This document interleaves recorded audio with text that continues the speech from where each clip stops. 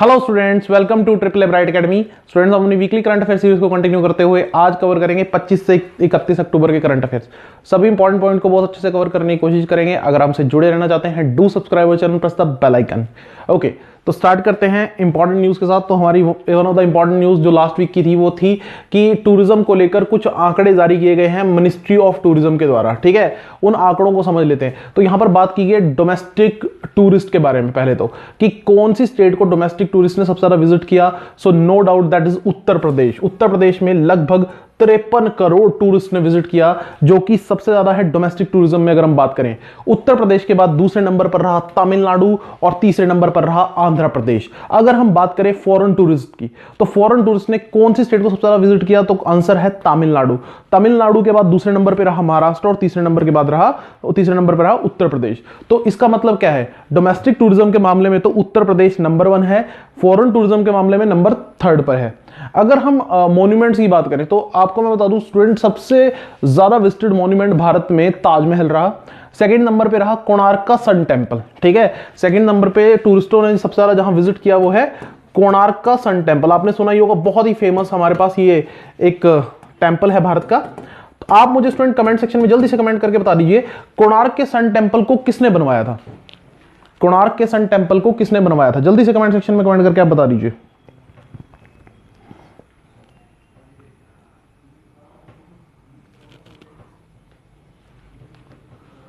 Okay, याद रखेंगे कोणार्क के सन टेंपल को बनवाया था किंग नरसिम्हा देवा ने। ठीक है, आप याद रखेंगे कोणार्क के सन टेंपल को किसने बनवाया था, कुमार नरसिम्हा देवा वन ने। ओके, सो एक सिंपल सा क्वेश्चन है, लेकिन पूछा जा सकता है एग्जाम में, तो ये आप याद रखेंगे। चलिए नेक्स्ट न्यूज की तरफ चलते हैं।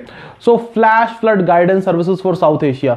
सो इंडिया ने बड़प्पन दिखाते हुए क्या कहा है, इंडिया ने क्या कहा है अपनी नेबरिंग कंट्रीज बांग्लादेश, भूटान, नेपाल और श्रीलंका को, कि हम उनको किसी भी आने वाले फ्लड के बारे में पहले ही फोरकास्ट करेंगे, स्पेशली जो फ्लैश फ्लड होते हैं। और इसके लिए कौन सा डिपार्टमेंट काम करेगा, कौन सी ऑर्गेनाइजेशन काम करेगी, that is Indian meteorological department, IMD, जो भारत में आपको बता दूं अंग्रेजों के समय से काम कर रही है। और इसके करंट जो हेड हैं वो है मृत्युंजय मोहापात्रा। ठीक है, इनका नाम याद रख लेना, बहुत इंपॉर्टेंट। मृत्युंजय महापात्रा क्यों इंपॉर्टेंट है भाई, इन्होंने बहुत अच्छे ढंग से साइक्लोन्स की प्रेडिक्शन वगैरह की है कई बार भारत में, तो इसी वजह से इनको कहा जाता है cyclone man of India.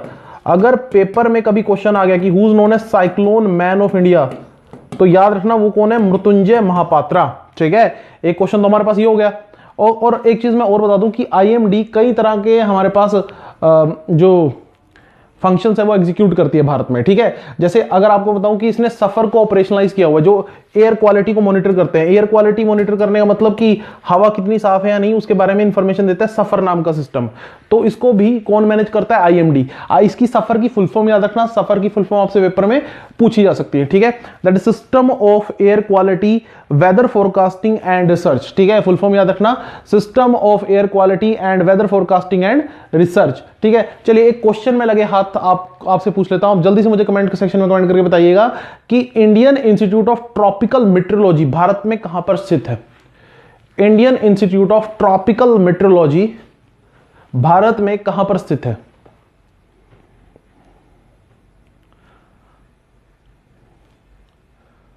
Okay, याद रखिएगा Indian institute of tropical metrology Bharat में पुणे में स्थित है स्टूडेंट, याद रखिएगा, दैट इज इन पुणे। चलिए जी next news, India first sand dune park. देखिए हमारे पास सैंड ड्यून्स की अगर हम बात करें तो आपको लगता होगा सैंड ड्यून्स क्या, पहले तो आप देखो रेत के जो टीले, सिंपल हिंदी में अगर हम बात करें, लेकिन ये स्पेशली इनकी स्टूडेंट आपको बता दूं कि फॉर्म्स भी होती हैं। ठीक है, यहां पर नेशनल इंस्टीट्यूट ऑफ ओशनोग्राफी की बात की गई पहले तो। ठीक है, इसके बारे में समझ लो, नेशनल इंस्टीट्यूट ऑफ ओशनोग्राफी की यहां पर बात हुई है। ये हमारे पास कहां पर स्थित है, सो ये हमारे पास पोला गोवा में स्थित है। ठीक है, पोला नाम की एक जगह है, दैट इज इन गोवा। तो वहां पर आपको देखने को मिलेगा नेशनल इंस्टीट्यूट ऑफ ओशनोग्राफी। तो आपको मैं एक चीज और बता दूं स्टूडेंट, कई तरह के ड्यून्स होते हैं हमारे पास, दैट इज ट्रांसवर्स ड्यून होते हैं। ठीक है, हमारे पास अगर हम बात करें पैराबोलिक ड्यून्स होते हैं, ट्रांसवर्स ड्यून्स होते हैं, तो कई तरह के ड्यून्स होते हैं। तो पहली बार भारत में ड्यून पार्क बनने जा रहा है, जिसके लिए वर्ल्ड बैंक ने 3 करोड़ रुपए दिया है। तो एक क्वेश्चन तो मेरे पास यही हो गया कि कौन सी इंटरनेशनल ऑर्गेनाइजेशन ने इंडिया में ड्यून पार्क बनाने के लिए फंडिंग दी है, सो दैट इज वर्ल्ड बैंक। और बनेगा कहां, ये दूसरा क्वेश्चन हो गया, दैट इज इन गोवा। तीसरा क्वेश्चन मैंने आपको बता दिया कि नेशनल इंस्टीट्यूट ऑफ ओशनोग्राफी कहां पर स्थित है, तो ये भी गोवा में है हमारे पास।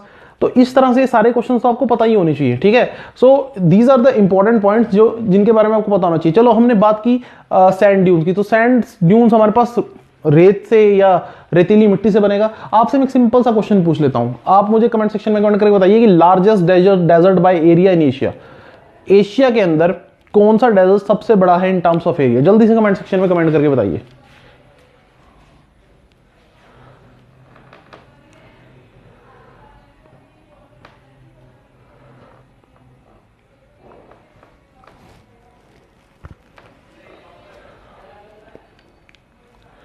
ओके तो याद रखिएगा स्टूडेंट, अगर हम बात करें जो सबसे बड़ा डेजर्ट है एशिया में, दैट इज गोबी डेजर्ट, ठीक है, इन टर्म्स ऑफ एरिया, जो कंप्लीटली एशिया में लाई करता है। वर्ल्ड में तो और भी बड़े डेजर्ट है, लेकिन अगर मैं स्पेशली एशिया के बारे में बात करूं तो गोबी डेजर्ट, ठीक है। सो नेक्स्ट हमारे पास वेवल मक्कल one, I don't know how to pronounce the particular, ठीक है, वेवल रामकलवन, ठीक है, इनको इस तरह से आप बोल सकते हो। सो ये हमारे पास साइशल के नए प्रेसिडेंट बने हैं, ठीक है, इंडियन ओरिजिन से, इसलिए इंपॉर्टेंट हो जाती है न्यूज। और दूसरी वजह साइशल्स की, जब भी मैं बात करता हूँ साइशल्स की, तो ये एक इंपॉर्टेंट कंट्री है इंडिया की, क्योंकि ये इंडियन ओशन में एक स्ट्रेटेजिक लोकेशन पे लाई करती है ये कंट्री, ठीक है। और इसको लेकर हमारे कई सारे इंपॉर्टेंट जो प्लान्स है वो ऑनगोइंग है सेशल्स को लेकर। यहां पर आपको बता दूं कि आइलैंड है, सेशल्स के पास एक आइलैंड है जिसका नाम है अजम्पशन आइलैंड।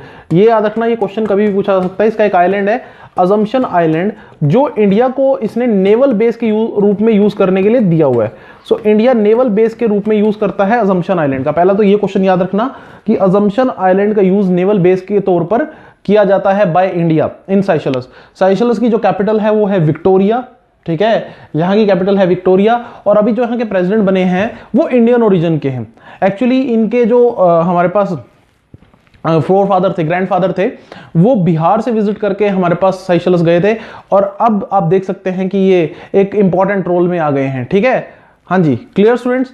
आपसे मैं क्वेश्चन भी पूछ लेता हूं, और यहां पर $100 मिलियन की इंडिया ने लाइन ऑफ क्रेडिट भी दी हुई है। आपको मैं ये बता दूं कि इंडिया ने $100 मिलियन की लाइन ऑफ क्रेडिट भी दी हुई है साइशल्स को, ठीक है।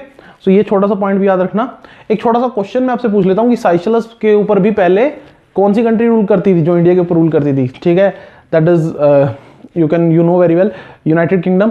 आप मुझे स्टूडेंट जल्दी से कमेंट सेक्शन में कमेंट करके बता दीजिए कि साइशल्स को कौन से ईयर में इंडिपेंडेंस मिली थी। तो इंडिया के नेबरिंग कंट्रीज के बारे में पूछ लेते हैं। आप ये मुझे बता दीजिए कौन से ईयर में साइशल्स को इंडिपेंडेंस मिली थी। Seychelles got independence in which particular year?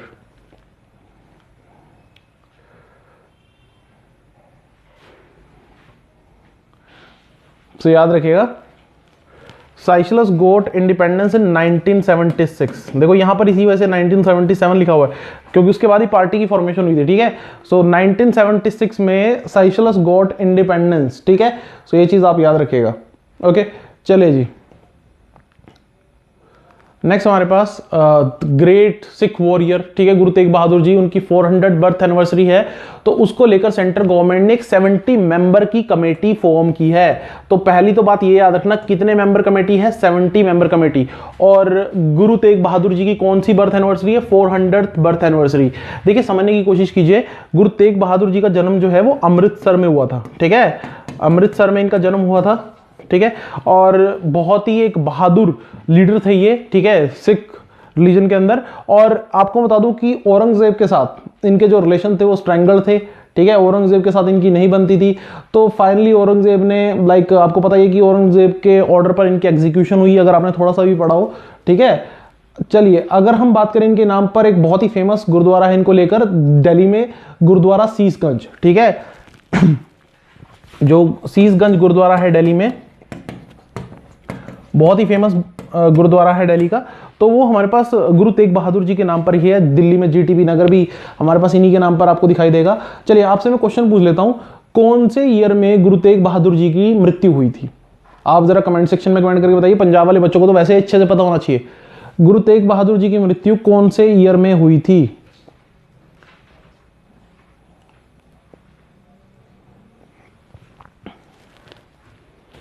Okay, याद रखें गुरु तेग बहादुर जी की मृत्यु हुई थी 1675 में, ठीक है, आपको याद रखना पड़ेगा, ठीक है। 1675 के अंदर इनकी मृत्यु हुई थी, ठीक है, याद रखेंगे 1675। ओके, चलिए आगे चलते हैं नेक्स्ट न्यूज की तरफ। Portuguese grand prix. देखिए हमारे पास आज की डेट में सबसे स्टार ड्राइवर जो है फॉर्मूला 1 रेसिंग है, F1 रेसिंग की जब भी मैं बात करता हूं तो पहली बात तो ये याद रखना, F1 रेसिंग का जो इनॉग्रल सेशन था वो 1950 में हुआ था। तब से F1 रेसिंग एक बड़ा स्पोर्ट्स बन गया है थ्रू आउट द वर्ल्ड। तो हमारे पास लुइस हैमिल्टन मर्सिडीज टीम के लिए ड्राइव करते हैं और कहां से हैं, ब्रिटेन से हैं, ठीक है। तो इनकी नेशनलिटी भी याद रखना लुइस हैमिल्टन की, और इनकी टीम भी याद रखना। तो इन्होंने पोर्टुगीज ग्रैंड प्रिक्स जीत लिया। और वैसे भी आपको बता दूं कि मोस्ट सक्सेसफुल फार्मूला 1 ड्राइवर बन चुके हैं ये पूरे विश्व के। 92 फार्मूला 1 रेसेस इन्होंने जीती हैं। तो आपने याद रखना है सबसे वर्ल्ड के सबसे इस समय बेस्ट जो फार्मूला 1 ड्राइवर हैं वो कौन है, लुइस हैमिल्टन, ठीक है। और सेकंड नंबर पे इस जो रेस में रहे वो थे विल्टेरी बोटास, ठीक है, विल्टेरी बोटास जो कि मर्सिडीज के लिए ही हैं। और थर्ड नंबर पे थे मैक्स वेस्टरपेन जो रेड बुल के लिए रेस करते हैं। तो याद रखिएगा इनके बारे में, स्पेशली लुइस हैमिल्टन के बारे में, पेपर में इनको लेकर आपको क्वेश्चन देखने को मिल सकता है। नेक्स्ट हमारे पास disbursing loans under PM Svanidhi scheme. देखो ध्यान से सुनो भाई, हमारे पास लोन बांटने के मामले के ऊपर रिपोर्ट आई है, और रिपोर्ट किसको लेकर आई है, प्रधानमंत्री स्वनिधि स्कीम को लेकर। अब अगर हम बात करें प्रधानमंत्री स्वनिधि स्कीम की, तो सबसे पहले तो आपको फुल फॉर्म पता होनी चाहिए। सो इसकी फुल फॉर्म देख लीजिए, दैट इज हाँ जी, prime minister street vendor Atmanirbhar Nidhi scheme, ठीक है। अब इसमें होता क्या है मैं आपको बता दूं, इस स्कीम के तहत 10,000 तक का लोन दिया जाता है, 10,000 रुपीज तक का लोन जो है वो दिया जाता है विदाउट एनी कोलेट्रल, बिना कुछ गिरवी रखवाए 10,000 तक का जो लोन है वो चैनलाइज किया जाता है, ठीक है। Capital loan up to ₹10,000 without any collateral. और ये स्कीम वैलिड कब तक है ये भी मुझे याद रखना है, ये स्कीम वैलिड है मार्च 2022 तक। ये क्वेश्चन भी पूछा जा सकता है, मार्च 2022 तक, ठीक है, ये जो स्कीम है वो वैलिड है। अब देखो ध्यान से सुनो, यहां पर न्यूज क्या है कि हाईएस्ट नंबर ऑफ लोन इस स्कीम के तहत किस किसने बांटे। तो मध्य प्रदेश जो है वो सेकंड नंबर पे आया है, ठीक है। उत्तर प्रदेश जो है वो फर्स्ट नंबर पे आया है। मतलब कि उत्तर प्रदेश गवर्नमेंट ने सबसे ज्यादा लोन डिस्पर्स किए हैं प्रधानमंत्री स्वनिधि स्कीम के तहत, जिसमें हमारे पास जनरली जो स्ट्रीट वेंडर्स होते हैं, जो सड़क के किनारे रेडी वगैरह लगाते हैं, उनको लोन देने की यहां पर बात हुई है। सो मध्य प्रदेश सेकंड नंबर पे आया है, ठीक है, 1.25 लाख बेनिफिशियरीज। और तीसरे नंबर पर आया हमारे पास तेलंगाना, ठीक है। चलिए जी, अगर हम यहां पर स्टूडेंट बात करें लोन डिस्ट्रीब्यूशन में इस सब को मैनेज करने की रिस्पॉन्सिबिलिटी किसकी है, तो इस सब को मैनेज करने की रिस्पॉन्सिबिलिटी याद रखिएगा सिडबी की है। प्रधानमंत्री स्वनिधि स्कीम को मैनेज करने की रिस्पॉन्सिबिलिटी सिडबी के पास है, ठीक है। SIDBI here means small industries development bank of India. Do remember the full form of SIDBI, small industries development bank of India. चलिए आपसे मैं क्वेश्चन पूछ लेता हूं सिंपल सा, आप कमेंट सेक्शन मुझे कमेंट करके बताइए कि who is the current chairman and MD of SIDBI. SIDBI के एमडी और चेयरमैन का नाम बताइए।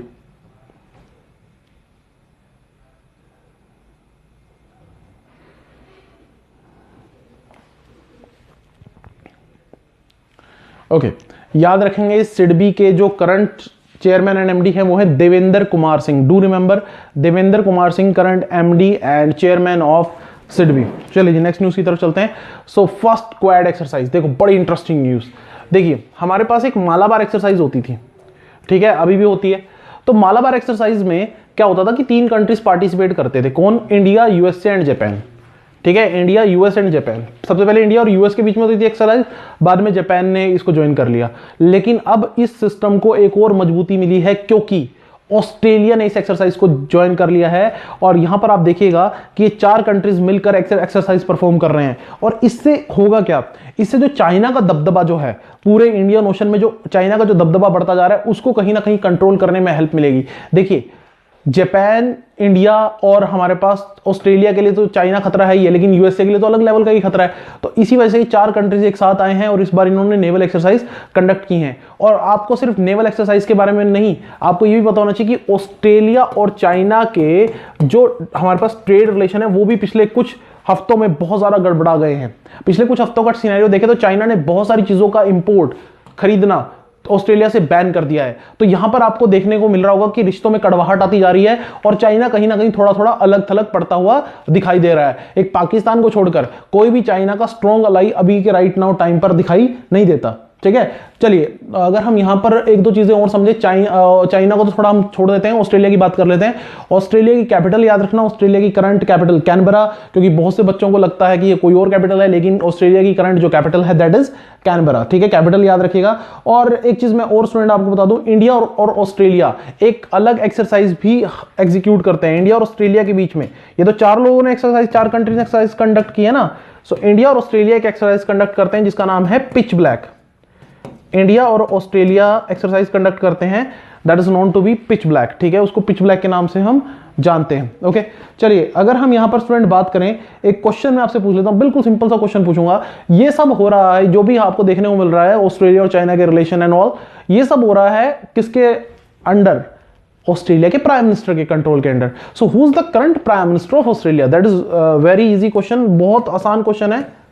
हाँ जी, current prime minister of Australia, और ऑस्ट्रेलिया के करंट प्राइम मिनिस्टर का नाम आप कमेंट सेक्शन में कमेंट कर दीजिए। Who is the current prime minister of Australia?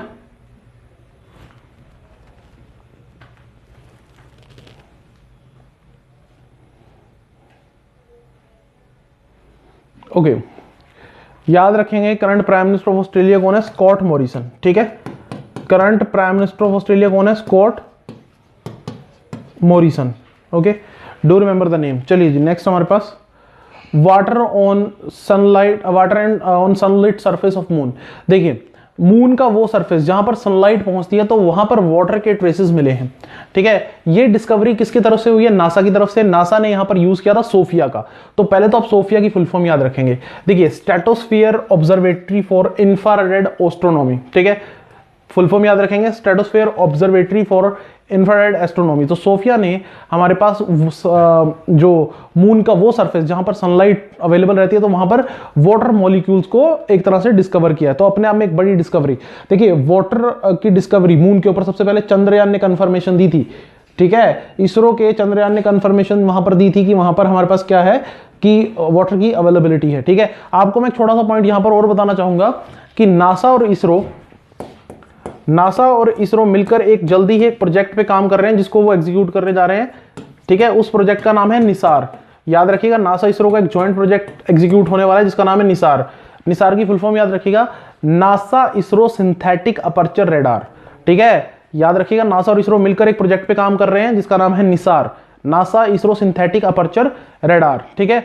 एक छोटा सा पॉइंट और मून के रिगार्डिंग मैं आपको बता देता हूं। मून का अभी एक क्रेटर था, क्रेटर समझते हैं जैसे जो मून पे बड़े बड़े खड्डे होते हैं, दीज आर द क्रेटर्स, ये जो आपको दिखाई दे रहे हैं। तो यहां पर एक क्रेटर का नाम आपको याद रखना है, एक इंडियन साइंटिस्ट विक्रम साराभाई के नाम पर रखा गया है, ठीक है, विक्रम साराभाई क्रेटर। तो आपने याद रखना है किस इंडियन साइंटिस्ट के नाम पर मून पे एक बहुत बड़े क्रेटर का नाम रखा गया। सो वो है विक्रम साराभाई, ठीक है, विक्रम साराभाई क्रेटर। चलिए जी अभी तक हमने ये बातें सारी समझ ली। अब एक सिंपल सा क्वेश्चन पूछता हूं ज्योग्राफी का। आप मुझे कमेंट सेक्शन में स्टूडेंट कमेंट करके बताइए कि मून जो है, time taken by moon to complete orbit around the earth. हाँ जी, time taken by the moon to orbit around the earth. Earth का एक चक्कर लगाने में मून को कितना समय लगता है? जल्दी से कमेंट सेक्शन में कमेंट करके बताइए। हाँ जी, सिंपल सा क्वेश्चन है बहुत ज्यादा। ओके करेक्ट आंसर देख लेते हैं। करेक्ट आंसर हमारे पास 27.3 डेज, ठीक है। सो मून को ऑर्बिट करने में 27.3 डेज का समय लगता है, ठीक है। Next, world day for audio visual heritage 2020।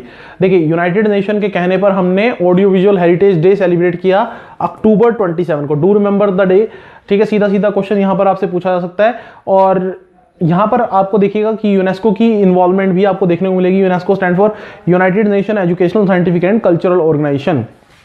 UNESCO का हेडक्वार्टर कहां है? So do remember the headquarter of UNESCO, that is at Paris, France, ठीक है। और फ्रांस में आपको पता ही है कि आजकल बहुत ज्यादा गड़बड़ी देखने को मिल रही है, सिचुएशन आउट ऑफ कंट्रोल है, ठीक है। थीम भी आप याद रख लीजिएगा, थीम क्या रही? Your window to the world, ठीक है। जो हमारे पास world day for audio visual heritage 2020 उसकी जो थीम रही वो भी आप याद रख लीजिएगा। थीम रही हमारे पास, हाँ जी, that is your window to the world, okay. Theme को लेकर कई बार क्वेश्चन पूछ लिया जाता है। ओके यहां पर यूनेस्को के बारे में याद रखिएगा, 1945 में यूनेस्को एस्टेब्लिश हुआ था और इसके डायरेक्टर जनरल है एंड्रे अजौले, ठीक है। चलिए जी नेक्स्ट हम नेक्स्ट न्यूज की तरफ चलते हैं। Okay postal stamp on 75th anniversary of United nation. So United nation की 75th एनिवर्सरी पे हमारे पास जो इंडिया पोस्ट है, भारतीय डाक है, डिपार्टमेंट ऑफ पोस्ट है, उसने कॉमेमोरेटिव स्टैंप, एक यादगार पोस्टल स्टैंप जो है वो जारी की है। आप देख सकते हैं यहां पर। सो आप ये जारी करने में आगे कौन रहे? डॉक्टर एस जयशंकर, जो कि हमारे पास एक्सटर्नल अफेयर मिनिस्टर हैं। चलिए, अगर हम यहां पे बात करें यूएन डे की, तो यूएन डे ऑब्जर्व किया जाता है 24 ऑफ दिसंबर को, सॉरी 24 ऑफ अक्टूबर को, माय अपॉलॉजीज, 24 ऑफ अक्टूबर को हम ऑब्जर्व करते हैं यूएन डे। पता होना चाहिए आप लोगों को। तो उसी को लेकर हमारे पास क्या हुआ कि इंडियन गवर्नमेंट ने, डिपार्टमेंट ऑफ पोस्ट ने हमारे पास इशू की पोस्टल स्टैंप। ठीक है।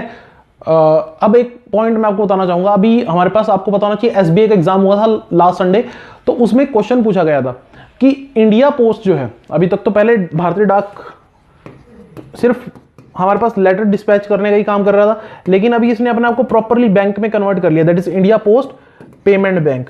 सो ये क्वेश्चन पूछा गया था कि India post payment bank Bharat में कब से काम कर रहा है officially. So that is from 2018। याद रखना, India post payment bank Bharat में कब से काम कर रहा है? 2018 से। ये क्वेश्चन याद रखिएगा। चलिए, एक क्वेश्चन आपसे मैं पूछ लेता हूं कि इंडिया पोस्ट पेमेंट बैंक के अभी जो एमडी है नए, वो अभी रिसेंटली अपॉइंट हुए थे, नए MD and CEO. Who is appointed as the new MD and CEO of India post payment bank? हाँ जी, किसको इंडिया पोस्ट पेमेंट बैंक का नया एमडी और सीईओ अपॉइंट किया गया है?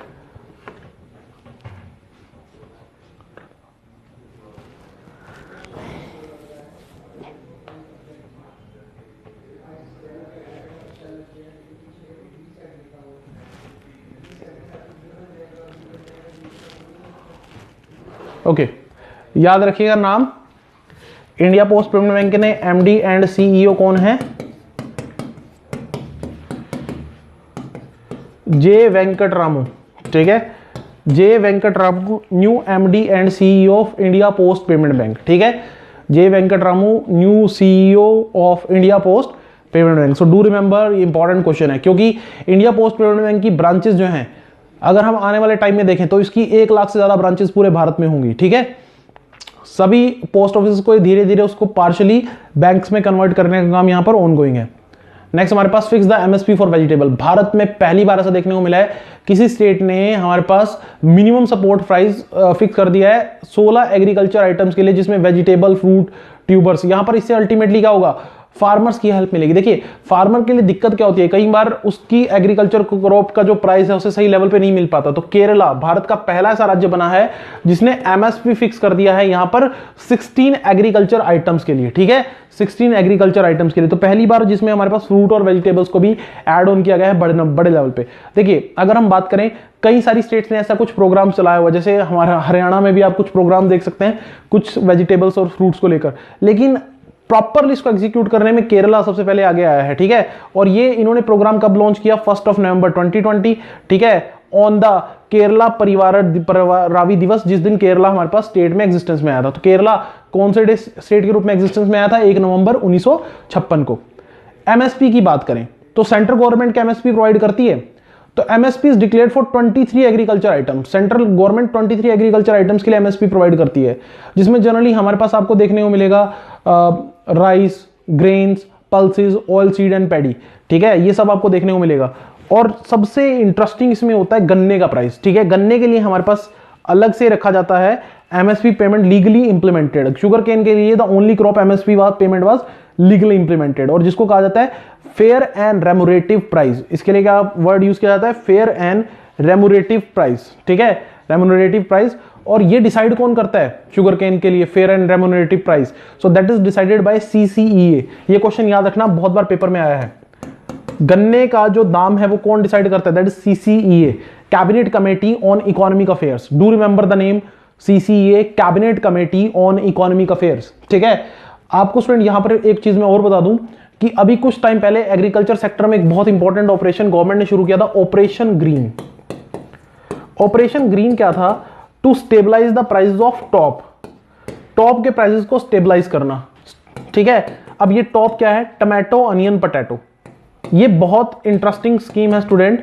टमाटो, अनियन, पोटैटो, इनके जो रेट हैं वो बहुत ज्यादा फ्लक्चुएट करते हैं। तो गवर्नमेंट ने कहा था हम इनके रेट्स को कंट्रोल और रेगुलेट करेंगे। So that is known to be operation green, जिसके लिए 500 करोड़ रुपए अलग से निकाला गया था। तो आजकल एग्रीकल्चर में आपको बहुत ज्यादा उठापटक देखने को मिल रही है, और स्पेशली जो बिल्स आए हैं, 3 एग्रीकल्चर से रिलेटेड जो बिल्स आए हैं, उनके बाद थोड़ा सा कंट्रोवर्सी एग्रीकल्चर सेक्टर में और ज्यादा बढ़ गई है। तो इस सब कंट्रोवर्सी के बीच में एक टर्म बार बार दिखाई दे रही है, एपीएमसी। आप मुझे जरा कमेंट सेक्शन में कमेंट करके बताइए what is the full form of APMC. APMC की फुल फॉर्म जरा आप मुझे कमेंट सेक्शन में कमेंट करके बताइए students, full form of APMC.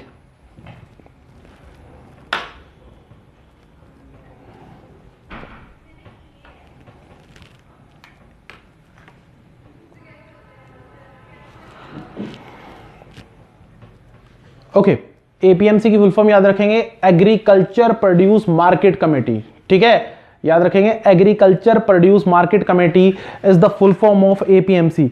तो इसके अलावा बाकी जो पॉइंट्स हैं वो आप याद रखेंगे कि केरला डे कब हमारे पास होता है, और केरला भारत का पहला राज्य बना है जिसने ऐसा कुछ हमारे पास किया है। चलिए जी नेक्स्ट न्यूज की तरफ चलते हैं।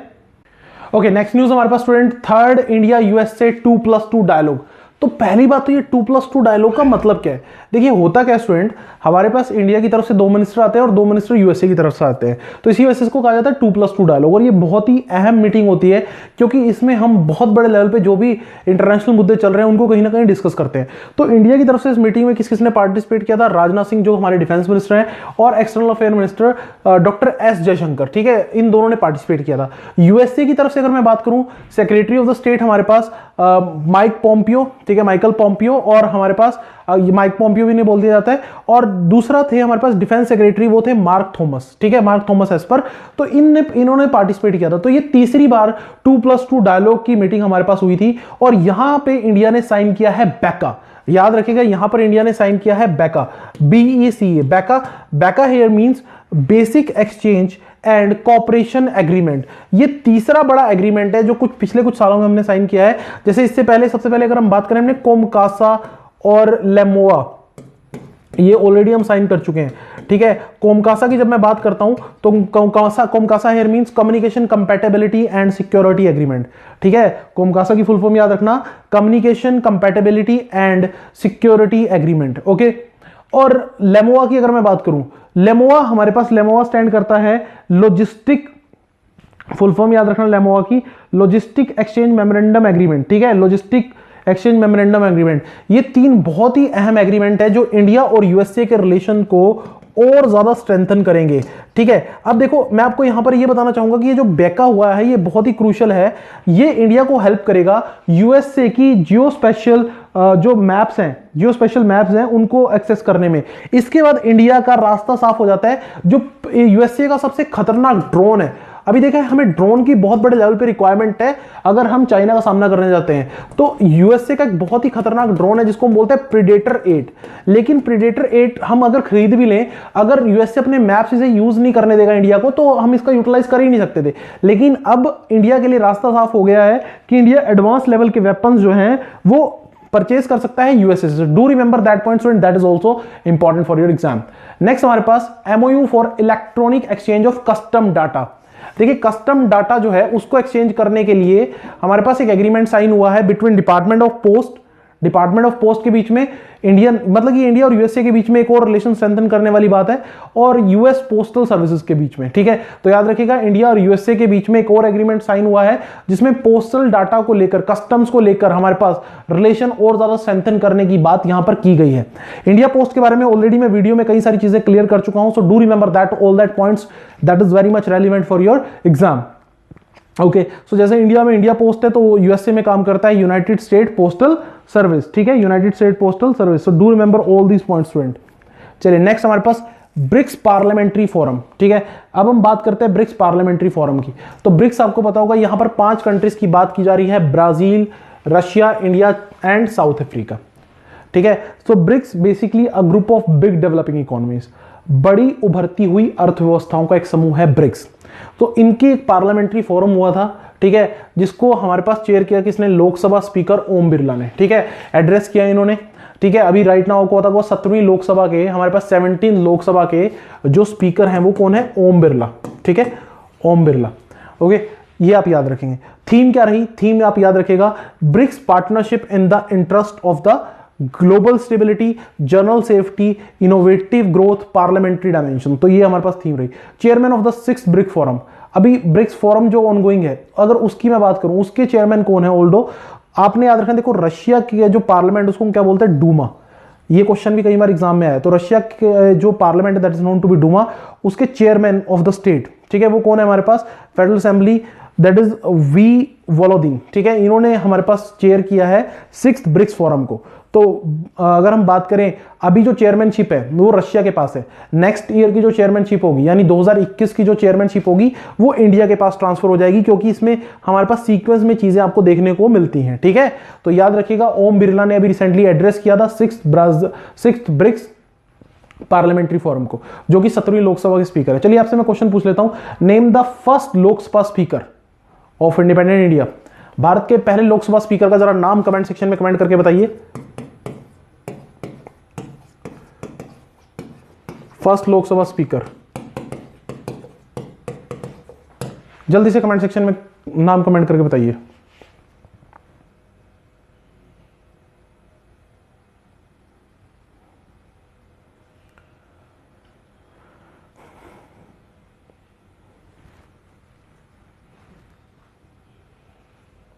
ओके, करेक्ट आंसर है हमारे पास जीवी मावलंकर, ठीक है, करेक्ट आंसर है जीवी मावलंकर, ठीक है। तो ये चीज आप याद रखिएगा। नेक्स्ट हमारे पास 2020 united nation global climate action award. तो हमारे पास देखिए यूनाइटेड नेशन की जो क्लाइमेट चेंज को लेकर जो पर्टिकुलर एजेंसी है दैट इज UNFCCC, ठीक है, united nation framework convention on climate change, UNFCCC। तो इसने हमारे पास global Himalayan expedition of India, इसको दिया है 2020 united nation global climate action award under the financing for climate friendly investment projects for the efforts to combat climate change and amid कोविड-19 pandemic, ठीक है। तो ये चीज याद रखिएगा। ओके, तो यहां पर इन्होंने हमारे पास is the first organisation to utilise force of tourism integrated with the technology to enable the solar energy in remote communities. तो यहां पर एक इंपॉर्टेंट अवार्ड है जो UNFCCC की तरफ से ग्रांट किया गया बेसिकली, ठीक है, जो कि एक UN का ही एक हिस्सा है, united nation framework convention on climate change. देखो, जब भी हम UNFCCC की बात करते हैं तो हर साल ये क्लाइमेट चेंज को लेकर एक मीटिंग रखवाते हैं। 2020 की मीटिंग नहीं हो पाई कोविड की वजह से, लेकिन अब जो मीटिंग होगी वो नवंबर 2021 में होगी, ठीक है।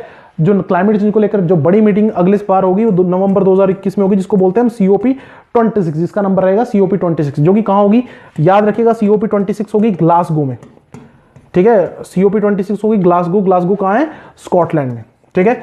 तो ये मीटिंग आप याद रखिएगा। नेक्स्ट जो COP here means conference of parties, ठीक है। तो क्लाइमेट चेंज को लेकर मीटिंग होती है। क्लाइमेट चेंज को लेकर जब मैं बात करता हूं तो सबसे बड़ी चीज क्या है, Paris agreement on climate change. आप मुझे स्टूडेंट कमेंट सेक्शन में कमेंट करके बताइए कि Paris agreement on climate change हम बार बार न्यूज में सुनते हैं, ये कौन से ईयर में साइन हुआ था। कमेंट सेक्शन में जरा कमेंट करके बताइए, Paris agreement on climate change signed in which particular year, कौन से ईयर में Paris agreement on climate change जो है वो साइन हुआ था।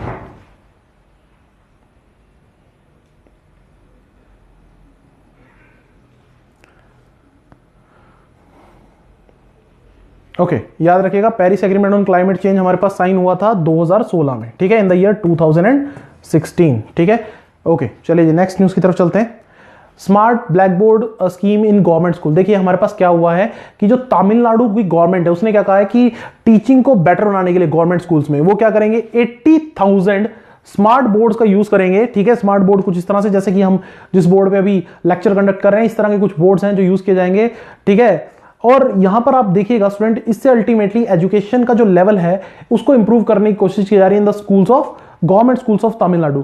ईके प्लेनस्वामी यहां पर हमारे पास चीफ मिनिस्टर हैं, और गवर्नर कौन है, बनवारी लाल पुरोहित, ठीक है, बनवारी लाल पुरोहित। चलो मैं आपसे क्वेश्चन पूछ लेता हूं। अगर हम बात करें तमिलनाडु की, तमिलनाडु में एक टाइम पर रूल होता था ग्रेट पांड्याज एम्पायर का, ठीक है। अगर हम बात करें चोला, पांड्या, चेरियाज, आपने नाम सुना होगा, ठीक है। तो ग्रेट पांड्या एम्पायर एक टाइम पर यहां पर रूल किया करता था। आप इनका जरा सिंबल मुझे कमेंट सेक्शन में कमेंट करके बताइए कि जो पांड्या एम्पायर होता था, great Pandya empire that is famous for pearls, जो मोतियों के लिए फेमस था पूरे विश्व में, उसका सिंबल क्या था, जरा कमेंट सेक्शन में कमेंट करके बताइए।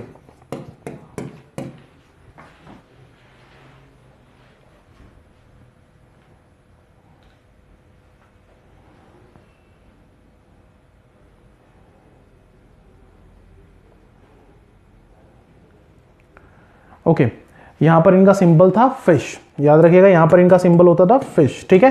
पर्ल के लिए पूरे विश्व में फेमस था पांड्या एम्पायर, ठीक है। ओके, नेक्स्ट हमारे पास लोन एग्रीमेंट विद JBIC। देखिए NTPC, जिसको हम पहले thermal national thermal power corporation के नाम से जानते थे, अभी ये क्या कर रहा है, एनर्जी प्रोडक्शन के लिए अलग अलग चीजों का काम कर रहा है। तो इसने एक एग्रीमेंट साइन किया है with the Japanese government financial institution that is known to be Japanese bank for international cooperation, JBIC. तो जेबीआईसी क्या करेगा, 50 बिलियन येन, जापान की करेंसी है येन, याद रखिएगा जापान की करेंसी है येन, वो 50 बिलियन येन प्रोवाइड करेगा, जो कि लगभग बनते हैं 482 मिलियन। तो ताकि जो हमारे पास एनटीपीसी अपना ग्रीन इनिशिएटिव कंटिन्यू रख सके। So what is the green initiative? Green initiative क्या है कि बेसिकली ये ऐसे प्रोजेक्ट्स को चलाएंगे जिससे एनवायरमेंट को फायदा पहुंचे, बेसिकली ऐसी एनर्जी के ऊपर काम किया जाएगा जिससे एनवायरमेंट को फायदा पहुंचे। तो आपने याद रखना है किस भारत के पीएसयू ने रिसेंटली हमारे पास साइन किया है agreement with JBIC, so that is NTPC, ठीक है, नाम याद रखिएगा। और इसके अलावा एक चीज मैं और बता दूं कि जेबीआईसी ने एक एग्रीमेंट एसबीआई के साथ भी साइन किया है। अब होगा क्या, देखो इंडिया में बहुत सी जापानीज ऑटोमोबाइल कंपनीज काम कर रही हैं, जैसे होंडा है, नाम आपने सुना होगा। इसके अलावा और भी कई सारी जापानीज कंपनीज जो हैं जो इंडिया में काम कर रही हैं, सुजुकी है। तो इन कंपनीज को लोन की रिक्वायरमेंट आती है, तो इनको लोन चैनलाइज करेगा एसबीआई। लेकिन एसबीआई इनको लोन कैसे चैनलाइज करेगा? एक्चुअली जेबीआईसी जो है, ठीक है, वो ने $1 बिलियन प्रोवाइड करेगा एसबीआई को, ताकि एसबीआई उसको आगे जापानीज जो डीलर्स हैं, ऑटोमोबाइल मेकर्स हैं, उन सबको लोन के रूप में आगे फर्दर चैनलाइज कर सके। तो जापानीज इंडस्ट्री को और ज्यादा स्ट्रेंथन करने के लिए हमारे पास एक एग्रीमेंट साइन हुआ है between SBI and JBIC. JBIC here means Japan bank for international cooperation, और यहां पर $1 बिलियन की बात की गई है, जो कि अपने आप में एक बहुत बड़ी अमाउंट है। जापान की अगर मैं बात करूं स्टूडेंट, अभी याद रखना जापान के नए प्राइम मिनिस्टर अभी रिसेंटली अपॉइंट हुए हैं, योशिदा सुगा, ठीक है, योशिदा सुगा, नाम याद रखेंगे। और इसके अलावा एक छोटा सा पॉइंट और मैं आपको बता दूं कि जापान का जो, चलो आप मुझे कमेंट सेक्शन में कमेंट करके बताइए कि largest island of the Japan, Japan एक आर्कीपेलागो है, ग्रुप ऑफ आइलैंड है, आप मुझे कमेंट सेक्शन में कमेंट करके बताइए largest island of Japan, Japan का सबसे बड़ा आइलैंड कौन सा इन टर्म्स ऑफ एरिया? जल्दी से कमेंट सेक्शन में कमेंट करके बताइए।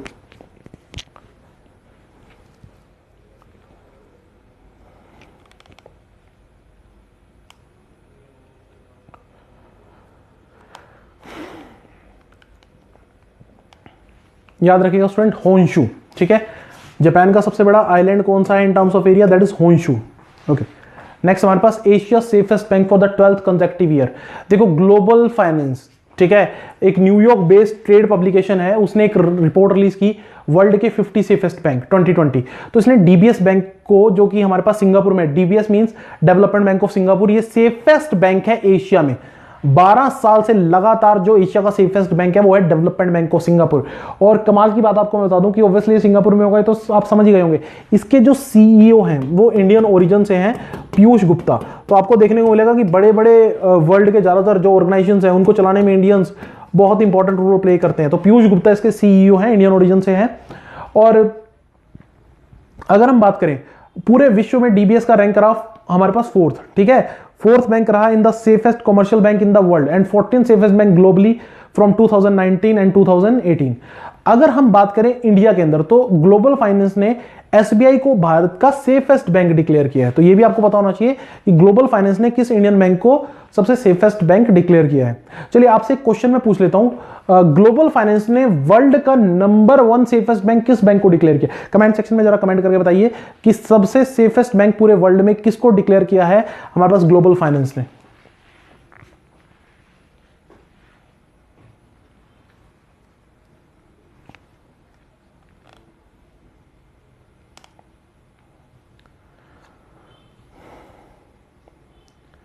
ओके, करेक्ट आंसर देख लेते हैं। करेक्ट आंसर है स्टूडेंट केएफडब्ल्यू बैंक, ठीक है, करेक्ट आंसर देख लेते हैं केएफडब्ल्यू बैंक। याद रखिएगा केएफडब्ल्यू बैंक को सेफेस्ट बैंक डिक्लेयर किया गया है। ये बैंक हमारे पास जर्मनी का एक बैंक है और इसका हेडक्वार्टर है फ्रैंकफर्ट जर्मनी में, ठीक है, इसका हेडक्वार्टर कहां है? फ्रैंकफर्ट जर्मनी में, केएफडब्ल्यू बैंक, ठीक है। मैं थोड़ा सा इसको करेक्ट कर देता हूं, केएफडब्ल्यू बैंक को वर्ल्ड का सेफेस्ट बैंक जो है वो डिक्लेयर किया है ग्लोबल फाइनेंस ने, ठीक है।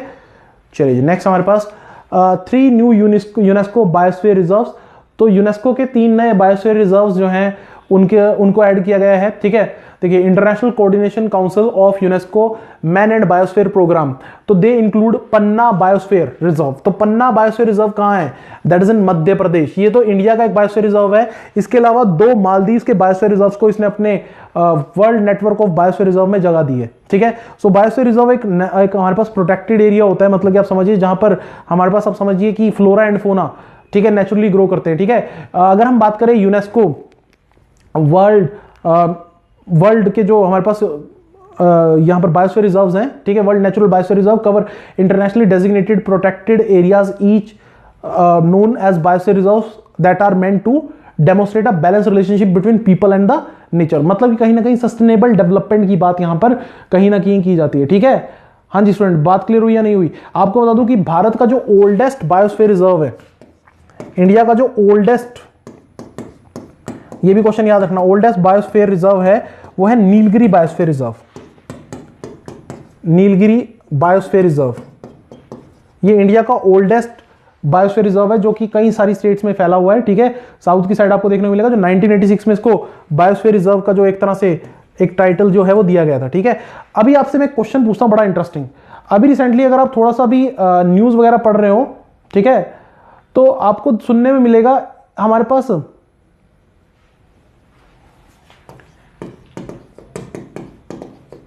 पंतल बायोस्फीयर रिजर्व। पंतल बायोस्फीयर रिजर्व जो है आपको न्यूज में सुनने को मिला होगा, इसमें आग लग गई थी। ये वर्ल्ड का सबसे बड़ा वेटलैंड एरिया है मेनली, ठीक है। दैट इज पंतनल वेटलैंड, ठीक है। आप मुझे स्टूडेंट कमेंट सेक्शन में कमेंट करके बताइए कि हमारे पास ये जो पंतनल वेटलैंड है ये हमारे पास कहां पर सिचुएटेड है। फॉरेस्ट से रिलेटेड हमारे पास एक न्यूज है, आप मुझे कमेंट सेक्शन में कमेंट करके बताइए कि जो पंतनल वेटलैंड है, ठीक है, ये कहां पर लोकेटेड है, कौन सी कंट्री में लोकेटेड है।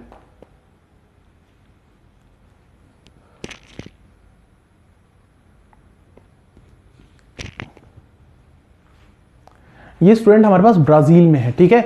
ये वर्ल्ड के सबसे बड़े वेटलैंड में से एक है, ठीक है। मतलब कि एक ऐसी रीजन, एक ऐसा एरिया जहां पर बहुत बड़े लेवल पे फ्लोरा एंड फोना ग्रो करती हैं। तो ये यहां पर अभी न्यूज में था क्योंकि यहां पर आग लग दिखाई दी थी, ठीक है। फिर हमारे पास Kabartal wetland designated as Ramsar site. तो हमारे पास क्या हुआ देखो, रामसर एक, फिर हमारे पास वेटलैंड से रिलेटेड हमारे पास एक न्यूज आ जाती है। देखो अभी हम वेटलैंड की बात कर रहे थे, तो रामसर कन्वेंशन जो है, रामसर कन्वेंशन वेटलैंड्स को लेकर हमारे पास डेजिग्नेशन करती है। तो इसने जो कार्बतल वेटलैंड है, ऑल्सो नोन एज कंवर झील इन बेगूसराय बिहार, उसको एक साइट डिक्लेयर किया है इंटरनेशनल इंपॉर्टेंस की, ठीक है। याद रखिएगा जो कंवर झील है वो हमारे पास बिहार में है और इसको कबरतल वेटलैंड के नाम से भी जाना जाता है। तो दोनों नाम याद रखेंगे। और इंडिया में आज की डेट में कितनी रामसर साइट्स हैं याद रखना, 39। एक क्वेश्चन हमारे पास ये भी हो सकता है, ठीक है। रामसर कन्वेंशन आपने याद रखना है किससे रिलेट करती है, रामसर कन्वेंशन रिलेट करती है वेटलैंड से। रामसर कन्वेंशन किससे रिलेट करती है, हमारे पास कहीं ना कहीं वेटलैंड से जो कन्वेंशन है वो रिलेट करती है, ठीक है। दूसरी बात जो आप याद रखेंगे वो क्या, हमारे पास ये जो कन्वेंशन है वो साइन हुई थी 1971 में। 1971 में कन्वेंशन साइन हुई थी ईरान में। 1971 में कन्वेंशन साइन हुई थी कहां पर, ईरान में। हाँ जी क्लियर, तो ये चीज आप याद रखेंगे, ओके। हाँ जी स्टूडेंट्स, क्लियर हुई बात या नहीं? ओके चलिए जी, नेक्स्ट हमारे पास 2020 एनर्जी इंडेक्स फोरम। तो प्रधानमंत्री मोदी ने हमारे पास inaugurated the 4th edition of India energy forum, जिसको नाम दिया गया है CERAWeek, that is Cambridge energy research associates, ठीक है।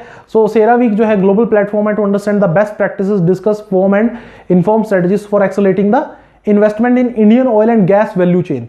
तो बेसिकली यहां पर गवर्नमेंट चाहती है कि जो इंडियन ऑयल और गैस वैल्यू चेन है उसमें इन्वेस्टमेंट मिले।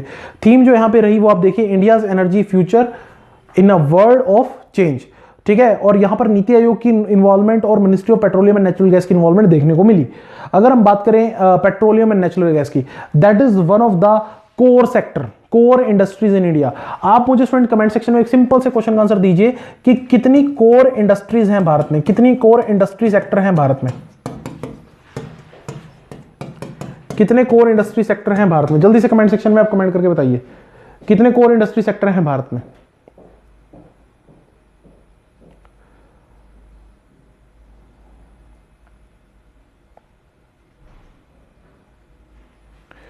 तो भारत में स्टूडेंट कुल 8 कोर इंडस्ट्री सेक्टर्स हैं, याद रखना, ठीक है। तो और एक चीज मैं और आपको बता दूं, यहां पर अगर आप नोट डाउन करना चाहें तो कर सकते हैं कि contribution in industrial production.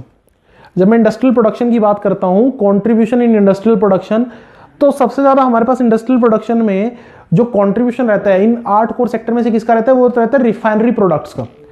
Bharat के अंदर जो इंडस्ट्रियल प्रोडक्शन होती है जो कोर सेक्टर्स के अंदर, उसमें सबसे ज्यादा कंट्रीब्यूशन किसका रहता है, रिफाइनरी प्रोडक्ट्स का।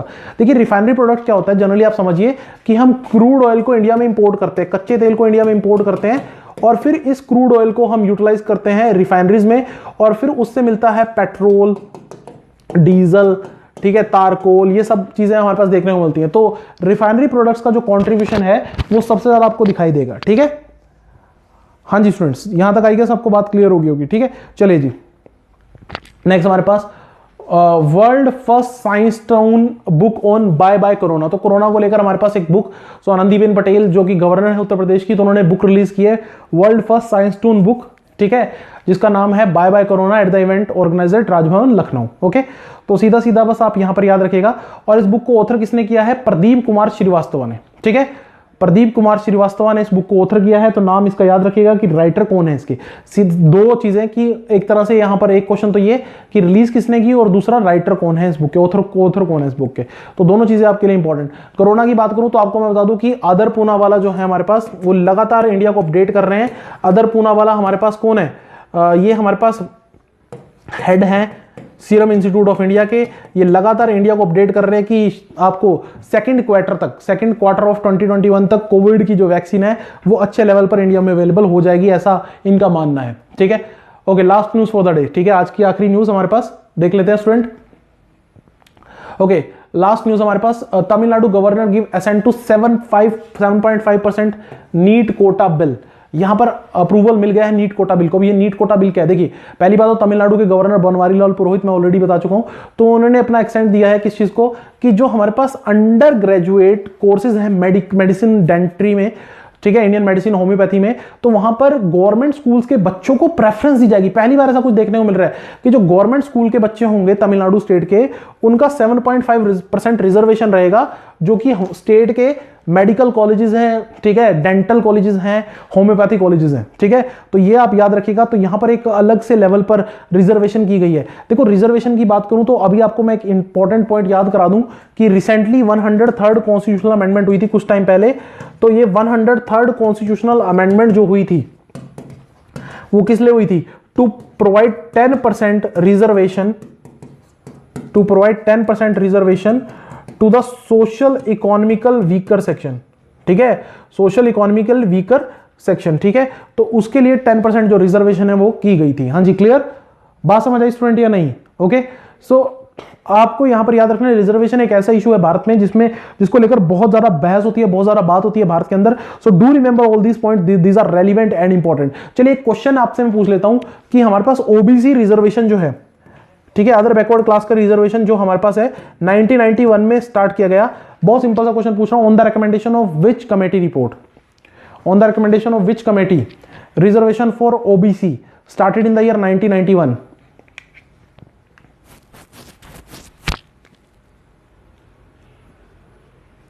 ओके, याद रखिएगा स्टूडेंट, बीपी मंडल। ठीक है, बीपी मंडल आयोग की सिफारिश पर हमारे पास ओबीसी रिजर्वेशन देखने को मिला in the year 1991, that is other backward class. तो ये था स्टूडेंट आज का वीडियो। आशा करता हूं आपको सब अच्छे समझ आया होगा। हमसे जुड़े रहिए, हमारा चैनल सब्सक्राइब कीजिए। Thank you, have a nice day.